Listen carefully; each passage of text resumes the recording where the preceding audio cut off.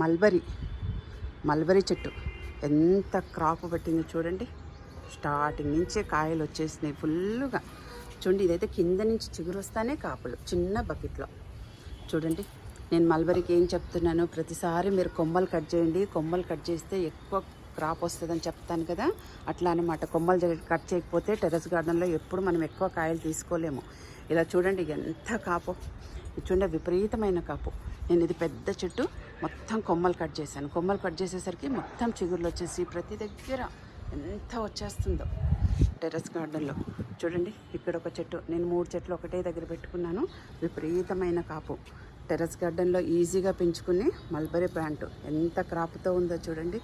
చక్కగా ఎక్కడ చూసిన గుత్తులుగా. ఇది 3-4 డేస్లో మనకు అన్ని కాయలు రెడీ అయిపోతాయి. చక్కగా మల్బరీస్ తీసుకోవచ్చు. ఆర్గానిక్ మల్బరీస్ మీరు కూడా పెంచుకోండి చక్కగా.